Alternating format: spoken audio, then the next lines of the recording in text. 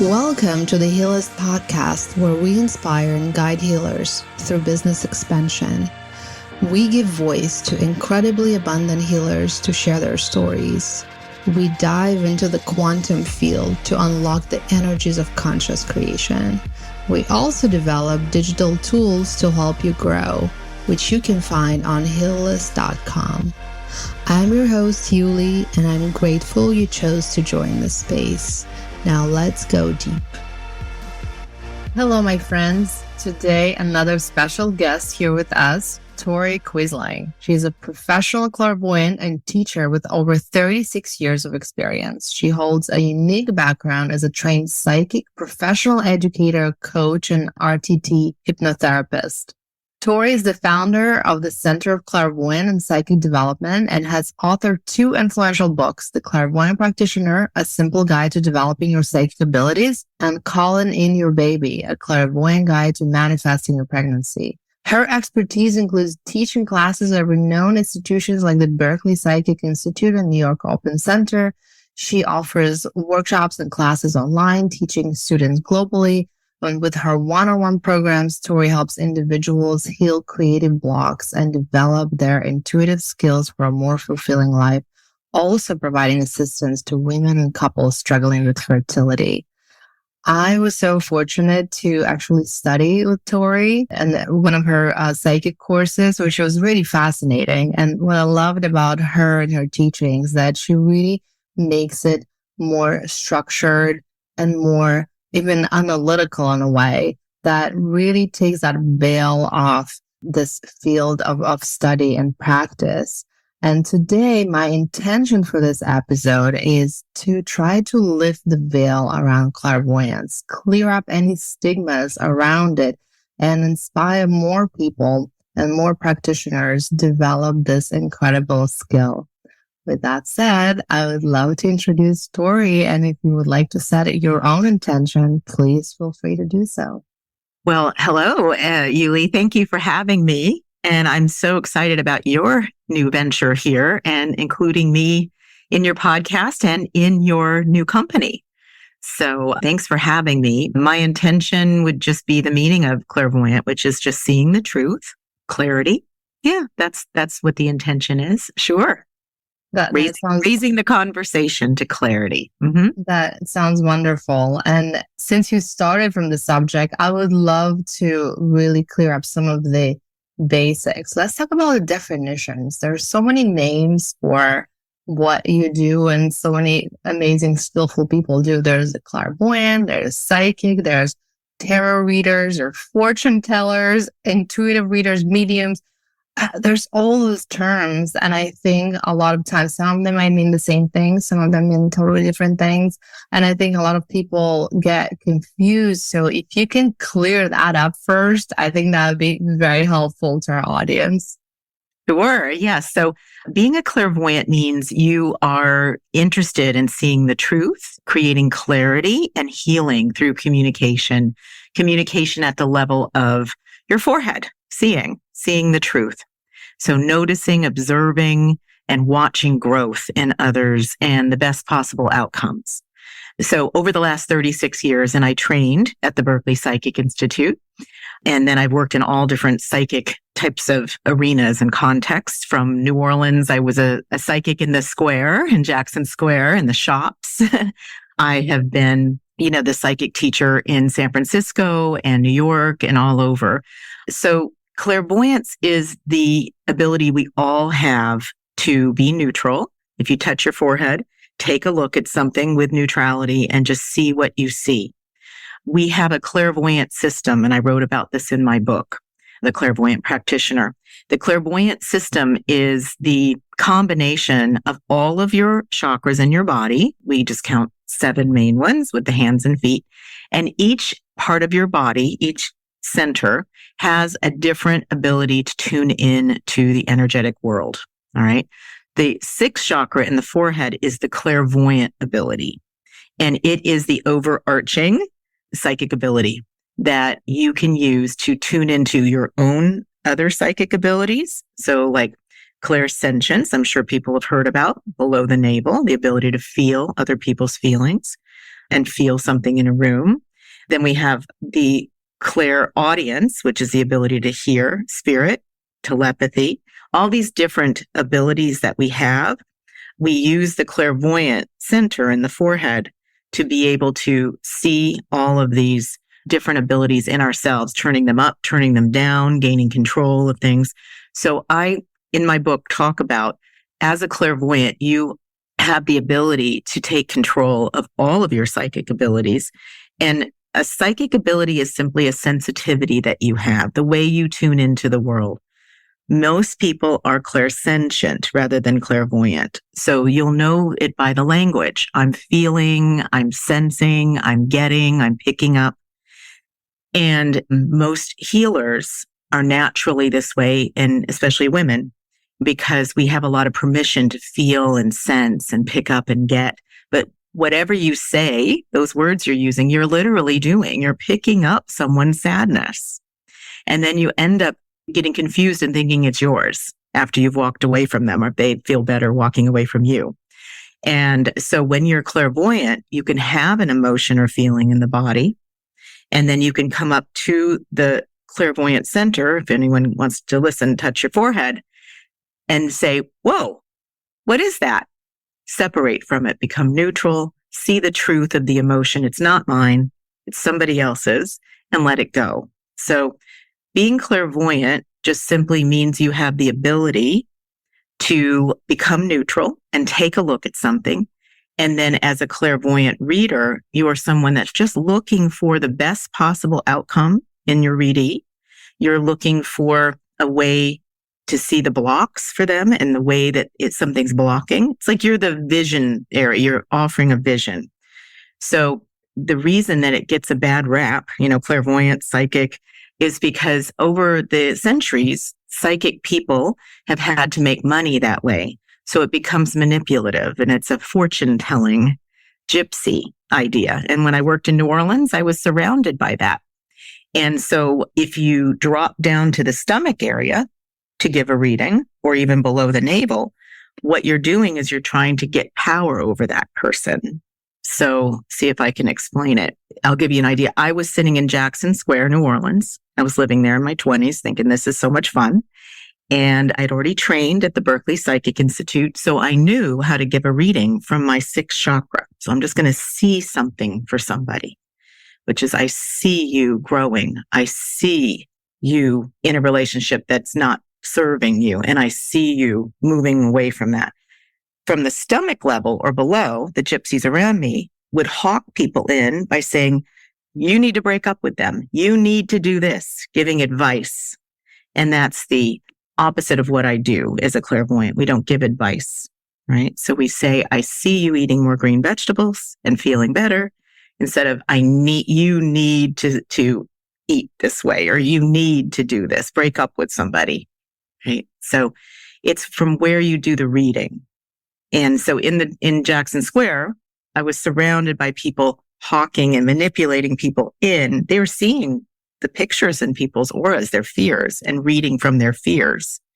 And I'm reading from their best possible outcome, reading from their best possible highest self. This is fascinating. I mean, I love your explanation because it makes so much sense, and it kind of put things in some perspective for people.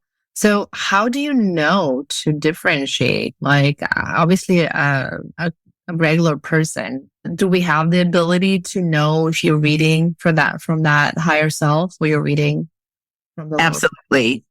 It's all language. And I actually have a master's in English as well, and a teacher in an academic and intuitive realm.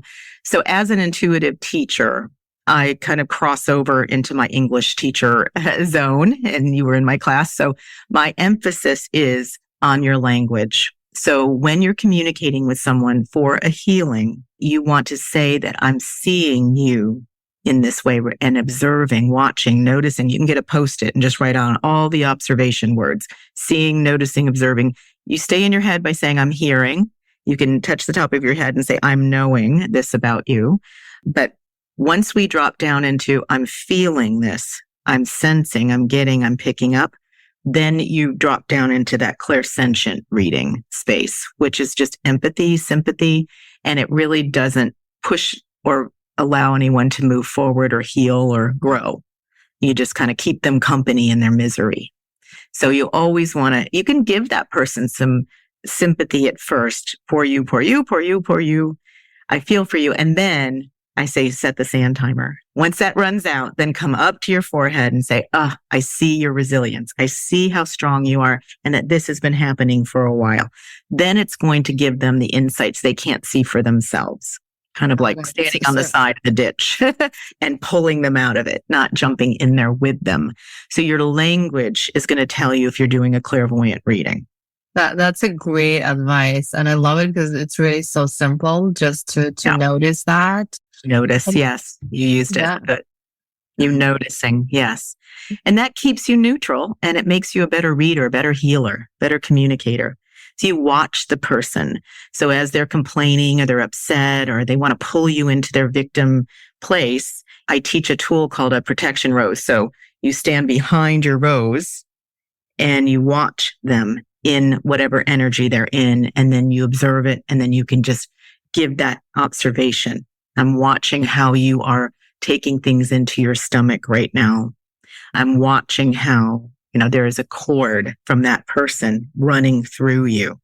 It's just so much more information. That's clairvoyant reading. The person at the end of a reading is going to feel a lot of hope, going to feel like a lot of space because you've just cleared something up for them. A truth resonates and clears. Yes, that's a great point. And I couldn't agree more. Unfortunately, sometimes you only realize that at the end, but like that feeling at the end, right? Do I feel uplifted or do I feel, even more deeper into the issues that I came with? And I think that's always like, great professionals like yourself. You always find a way, even in the toughest situations, right? You find a way to uplift the person. Yeah. The goal is to empower your client, your readee, Healy. You want to empower them so they don't need you. You're giving them so they don't walk away saying, my psychic told me I need to do this. It's going to be, wow, she just saw this for me and I see it too. And now any choices I make are from me, from my decisions. So if someone says, tell me about this relationship, well, I'm going to say, I'll give you insights into what I see. I'm not going to give you any advice. And usually from those true insights, you can help them support the other person in the relationship. You can support them in their choices. And then you're empowering the client not to be dependent on you. So you've done a good job if the client walks away feeling like they have a next step. They're feeling empowered, especially, like people come to me that want to know what to do for their purpose, their career, right? So they know that it's not just run on the psychic told me to do this. I'm helping ignite what it is that's inside of you so that you're empowered. That's the goal of a clairvoyant. Yeah. I love this so much. And good. I feel empowered already. And well, you are empowered. For you. But I think it's a great skill of a healer, right? It doesn't matter what tools you use through clairvoyance or other modalities. It's that ability to heal someone during your session. So, and you're so skilled in that. But I want to dig a little deeper into, again, going back to those definitions, because I just feel like I want to make it like crystal clear, right? Because there's also, I think a lot of people come to this expecting some connection to the other worlds, to people who are diseased, to other, So how does that fit into this idea of giving them the insights and empowering? Do you use those channels or it's a different field on its own? No, it's not a different field. So being a clairvoyant means you have access to all of your psychic abilities. And so all it needs is to be developed. All right. So mediumship, I'm glad you brought that up. That's very popular. But what I teach my students and what I was taught at the Berkeley Psychic Institute back in the 1980s when I was there is that we're reading the person sitting in front of us, the one that's in the body. All right. And then our goal as a reader, as the healer, communicator, is not to channel any entities through us. We actually have all the information we need in this body we're in for this time space now, 2023, that we're in. Okay. So this is the frequency we're in. So any entity that we would channel through us, any spirit, then that would not be as knowledgeable as us.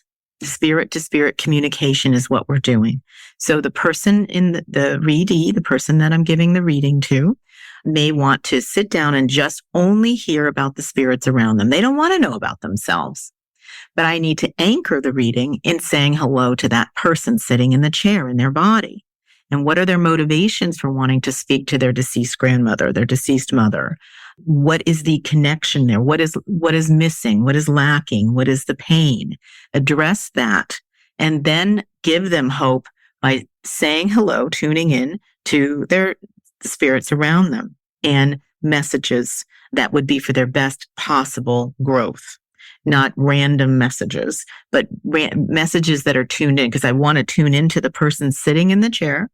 I want to make sure they're healed and they feel good. So any messages that I'm going to hear, which are clairaudient messages, are just simply going to be ones that help them in their purpose. So if it's a grandmother that was a surly grandmother around them, I'm only going to inform that spirit from my space to that spirit that I just want to hear what they have to say for this person's best possible growth. And then I convey that. So it makes a really powerful healing space, and then empower that person if they really want to communicate to spirit and give them a little lesson on the spot, how they can communicate to that spirit on their own. And so I do this a lot with women that want to get pregnant. They feel the baby spirits around them, and I empower them to communicate with those baby spirits so that they don't need to call me to have me communicate, right? The relationship isn't from me, it's from them. So a good clairvoyant is going to instruct and empower that person to continue after we're done communicating with them. So the best time that spirit likes to come in, maybe, they like to talk to you when you're in the shower. So now the person didn't realize that, okay, when I'm in the shower, I'm going to say hello, and instruct them on what it feels like, a little buzz in the ear, or they like to send feathers. And they may already know this, but I'm confirming it for them. A lot of times everybody's psychic, unless you're an android robot, which I haven't met anyone like that. Everybody has the ability to hear and see. We have ears because we hear spirit. We have eyes because we see, not the other way around.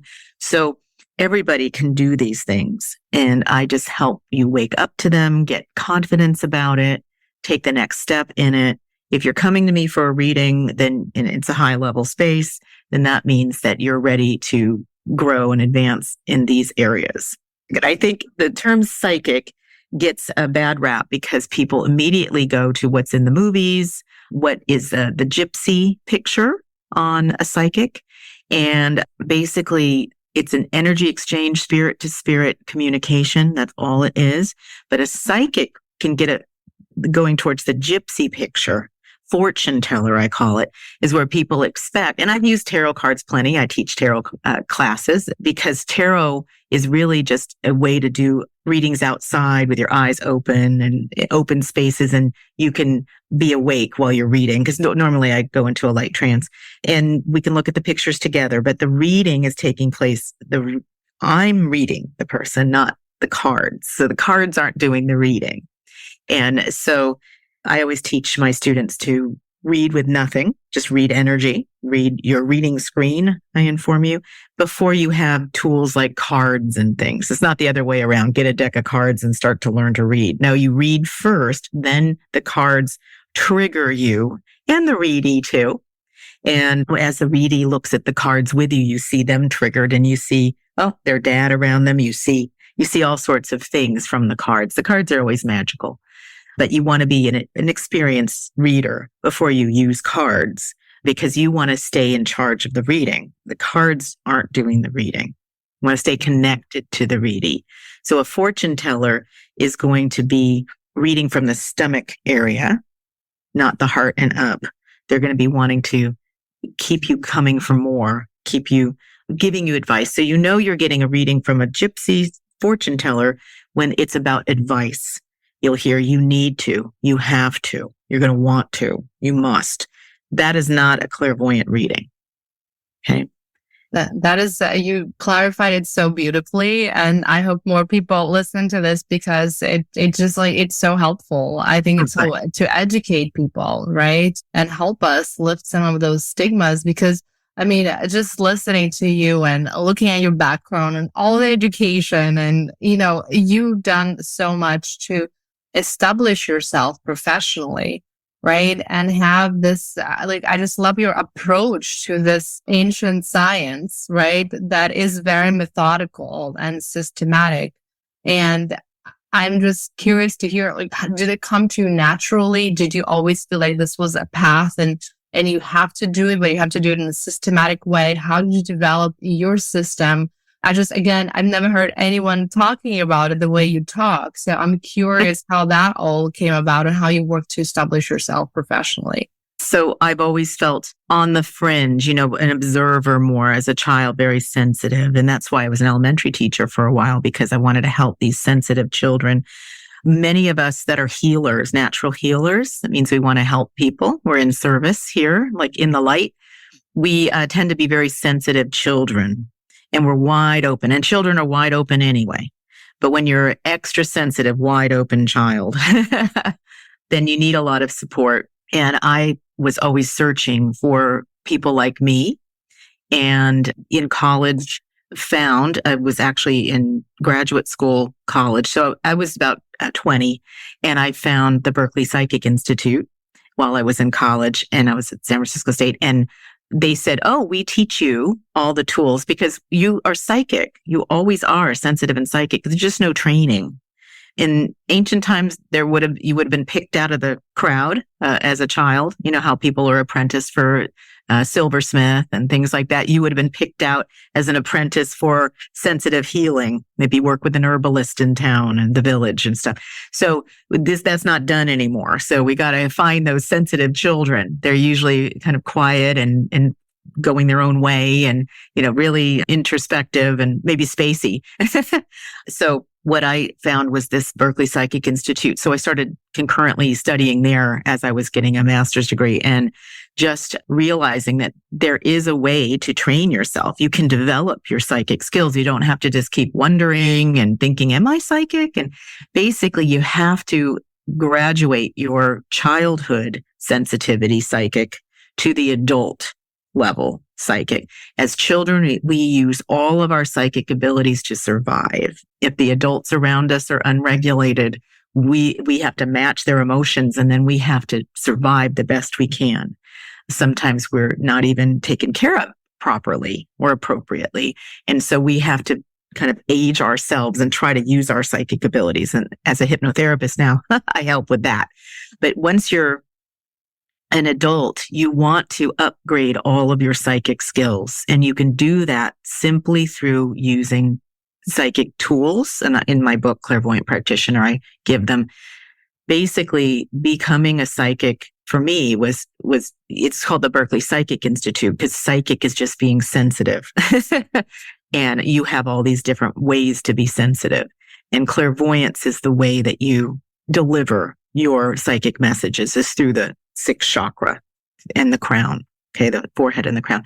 And so I took classes this is in the 80s, so it was really slow. It was like 6 weeks of meditation 1, 6 weeks of meditation 2, right? Then, healing 1, healing 2, then the clairvoyant training program that was over a year in this cool little house in Berkeley, California. And just tremendous fun to sit in a reading line of other students, and people come in off the street to get readings. And we just saw everything and anything, different entities of people channeling things, gurus, past lives, the astral. I learned every aspect of metaphysics within a school. And it was like Hogwarts. It was tremendously fun. So what that has done is shaped me because I went on to get a master's in education and a teacher with this background in all these different concepts, metaphysical concepts. So basically the difference between me and someone that hasn't trained is I just have certainty about them. And often people that would come to me for a reading or for classes, They even have some past lives experience with being a healer and knowing metaphysical concepts. And I just remind you in the classes what you remember. I help you remember what it is that you know, and then upgrade you to the adult level where you can actually be resourceful. You don't need to activate your psychic abilities to survive. You can activate them to heal others, to be curious, to be playful. Many people come to me and they're like, I think that I'm psychic, but I've got all these problems. Okay, well, the problems, you're labeling your creativity in your life as problems, as a way to access your intuition. So let's call those things creative endeavors, creative situations. And then you could open up your intuition in a positive way, not to survive. Like, people want to be psychic. They're yearning to open up their abilities. And because from childhood, they think, oh, the way that I get to use them and reason to use them is because I have a problem, an emergency, something's wrong. But you don't need that anymore once you're not a child. Does that make sense? Yeah, totally. Childhood, we're using our psychic abilities for survival. Once you're an adult, you don't need to use your psychic sensitive abilities for survival anymore. So you can just use it to manifest things, to create a healing in your relationship. Yeah, to just start to explore your own psychic abilities. Yeah. How do you think people know that, as you said, we all have those abilities, but what is the difference between someone who is able to do it professionally and help other people versus someone who can just use it for their own pleasure? And is it just developing it through education and courses like yours, or there's more to that? Well, people that want to do this for a living, like I do, have a proclivity for it. Like, will just feel satisfied in their purpose and fulfilled when they can communicate with someone and heal them through communication. There's a lot of people that have been in my courses over the years that aren't interested in hanging a shingle, psychic, they just want to use it to have a better relationship with their family and their children and find the job that they enjoy and just feel more empowered when they're in a room full of people because they're so sensitive. We tend to be sensitive to be able to sustain a cocktail party or something, to be able to give a speech. So it's an empowerment thing to develop your intuition as an adult. Everyone should. We're kind of stuck in childhood. So we want to get out of that childhood intuition and come into the adult level that we are. Some people want to hang a shingle and do this. So that is that that you want to do that. And you could even work at Starbucks and still be the psychic behind the cash register, with the other coworkers, giving them insights and things. But the idea is that we always want to do a reading that's solicited and not one we're just, it's good for TV, where you go in the psychics in the grocery store just blabbing out, hey, your grandmother's there. You don't want to bring people off kilter. So you want to have that person know you're giving them a reading. They have to say, you have to ask permission. What's happened lately, and I noticed over the years, since in the 80s, I developed my psychic abilities because I found my people and I was home. I was like, this is me. Felt really like I was seen for the first time. And that's what I like to do with my clients, is to help them feel seen. The gateway psychic exploration has been Reiki over the years. Reiki has opened people up and given them permission to develop their intuition in a certain way. And because society has accepted Reiki, and then massage and yoga and acupuncture have all become normal. I call them the gateway into using your intuition. Like you have permission to do that. And it's a way to define yourself as a healer and a psychic person. And then to take it further, learning clairvoyance lets you, I call it the Mary Poppins bag. You have all your tools in that Mary Poppins bag, from massage and Reiki and all the different modalities you've learned. Clairvoyance is turning on that little light in your forehead that lets you look into the bag. So you can look at the person you're working with and look into the bag and organize it, choose which modality and what combination you want to use. So clairvoyance is your ability, like I said, to access all your psychic abilities, all your tools and trainings It just organizes it. Because once we're emotional, we're matching somebody, we want to stop, come up to the sixth chakra, and then become the healer again. Step back and go, let me see how I can help, how I can serve. Yeah, I totally know what you're talking about, because some of the best healers I've seen, it could have been like an acupuncturist or someone who is, completely, I come for one thing with my shoulder pain, and then, she sees something that is completely related to my teenage years, right? That related to that shoulder problem I thought of. So, but those are the most wonderful sessions, because there's that whole like mind, body, spiritual connection, and you're able to heal sometimes even physical pain, right? Through those like psychic sessions. And when you have a chance to explore that, that's just pure magic. Yes. Yeah. I would say any energy healer, any medical person, I have a lot of medical people, anyone, any psychologists, anyone that's working with in the healing profession should develop their clairvoyance, their ability to see what's going on in that person, kind of a scan, and then be able to address that with multiple modalities. It's kind of like when I was a school teacher, and if I was going to teach math, you need multiple ways to approach the math problem, because everyone's coming from a different place to hear. So, here's the standard algorithm of the math problem. Okay, you're going to use some blocks to count and see it, visualize it. When you're a clairvoyant healer, then you can really see how to communicate clearly to the person you're healing, and see what they need to hear, and give them, it's on the menu, we'd say. Oh, okay, I'm going to give you a massage, but I can also let you know what I'm seeing as what you're releasing. I can give you acupuncture, but I can also see where the root cause is, if you'd like me to look at that. Always with permission, Yes, of course. Yeah. Of course. And I'm seeing it also as a trend, right? It's developing. Like you mentioned, we started with some of those modalities that are now more accepted. And I see more and more healers, having that toolbox, and they specialize sometimes in 10 or 20 things, right? And they don't know sometimes when the challenge is, I think, for many of them, when you see a client, how do you even define your session, right? Yeah. They come for a massage, but you end up opening your toolbox with like modalities. So yeah, that sets you apart, so it's really, you are the healer. It's your business, and they're buying you. And you set your prices according to your value of you. You're unique.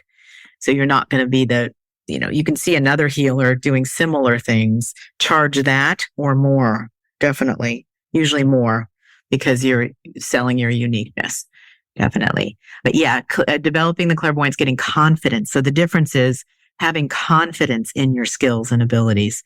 You know that you're doing a clairsentient healing, which is going to end up getting stuck in your body if you're sensing, feeling, picking up. You want your language to be about seeing, observing, noticing. Got it. And, you've done such a great job also. I mean, you have amazing confidence as a professional, right? And establishing your business. And, since in this podcast, I always love that, to touch also on the topics of business and really help healers to develop those skills and learn from people like yourself, who is not just, talented and have the skills in what you do, but is able actually to build this multi-dimensional business that has, the individual sessions, the classes that you teach, the workshops, the books, all of those different things they're really feeding into your practice, right? And so can you just share some of your point of view? Because I think also a lot of people that are seeing the things you're seeing, or having your skills, they often have challenge translating it into the three-dimensional world, right? But you seem to be someone who's walking between those worlds so well. What's your secret in doing that? I thank you for all that flattery. But yes, it's been quite a journey of discovery for myself, and just a lot of really lucky manifestation. I was a teacher in Long Island. And I had come as a teacher already trained as a psychic. But of course, those two worlds, the public schools and my world of being a psychic teacher, did not mix necessarily. And then I had a bunch of things happen, which seemed like bad things. I got divorced. I had a young child. I was new. I'm from California. Here I am making my way. And then the very next year, or within 6 months, the school let me go because they had some cutbacks. And I was a new teacher there, even though I had 16 years teaching experience. I got cut and I had to find my way. So I walked dogs because I love doing that.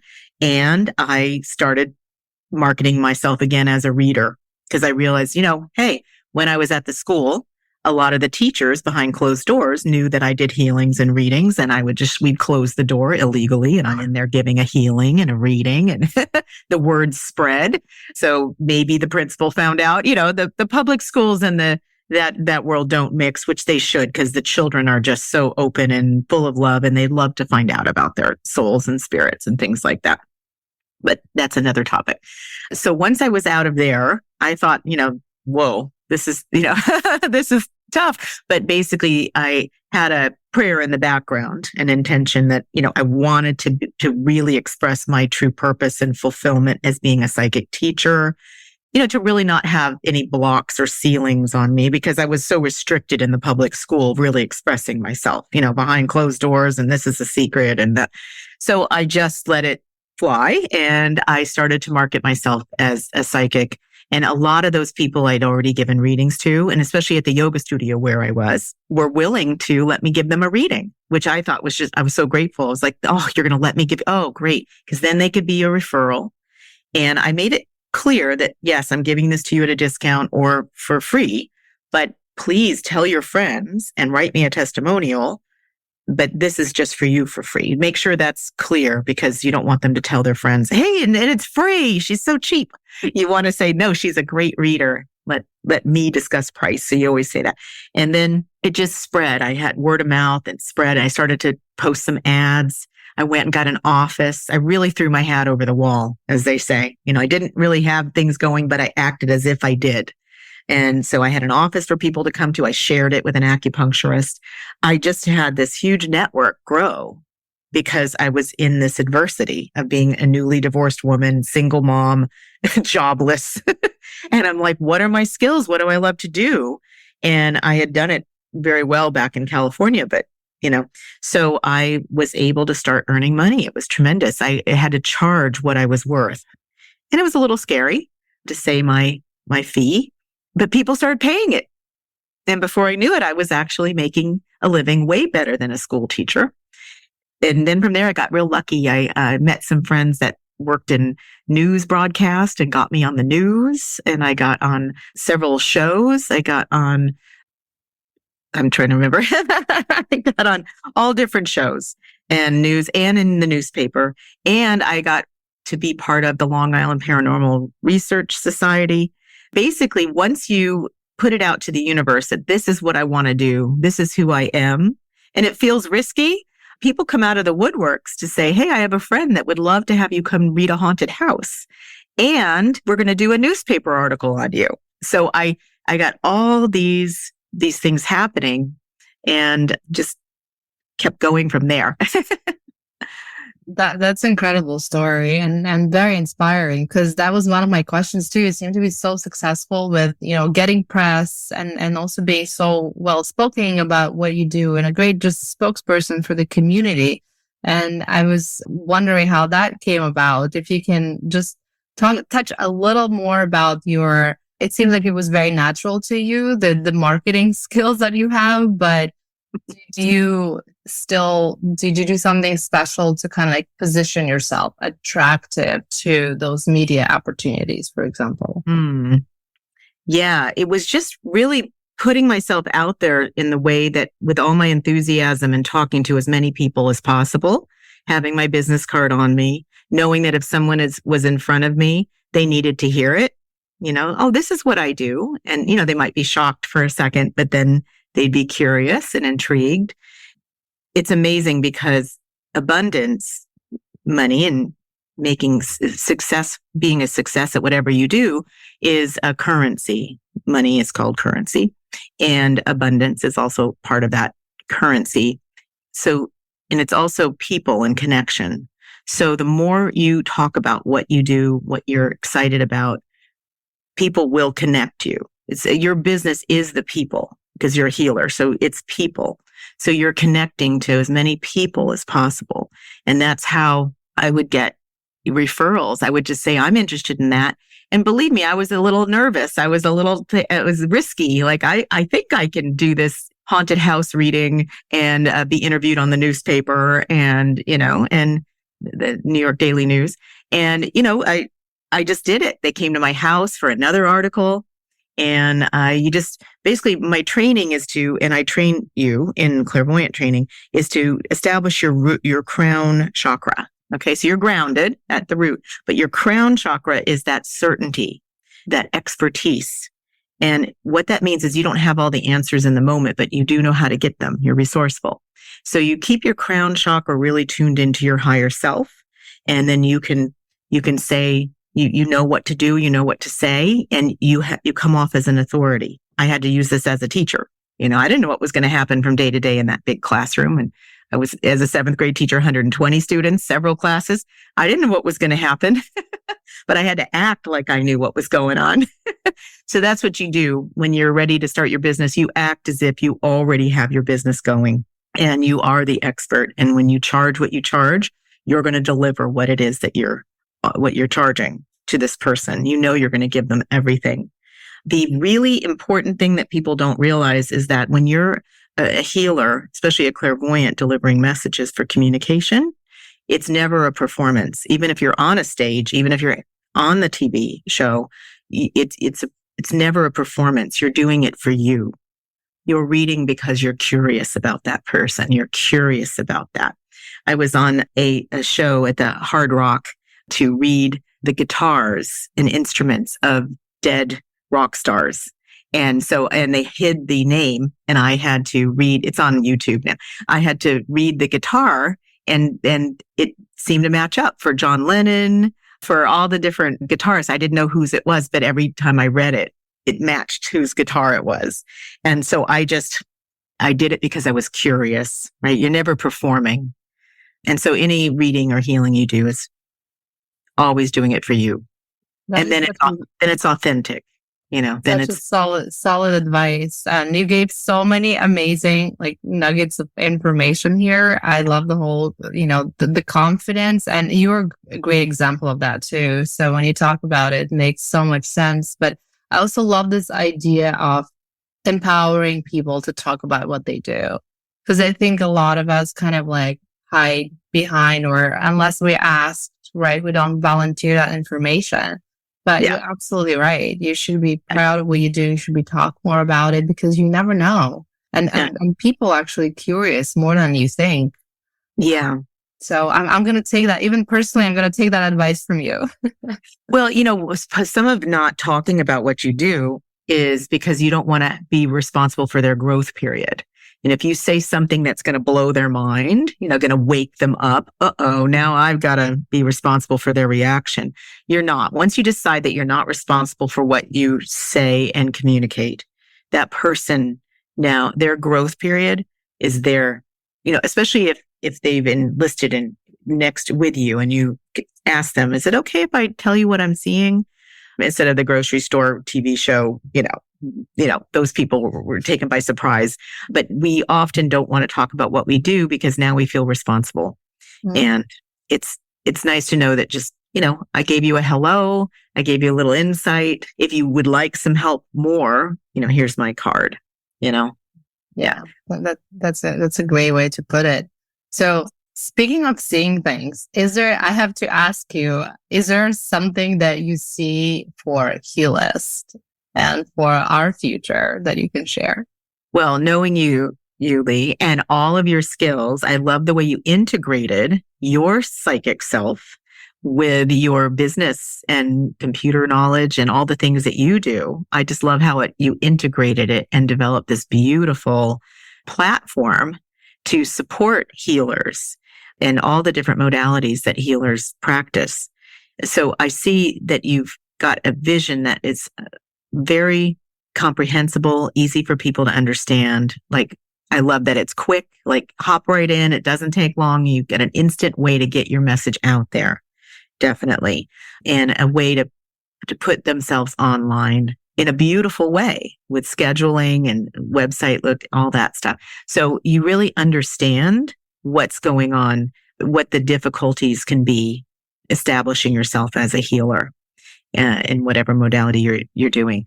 And I see like a lighthouse up ahead. Like, here you go. Here's where you can find your way. People are in their storm of trying to figure it out. And maybe they have a few friends, but they're still working at an office and they'd like to just do this alone.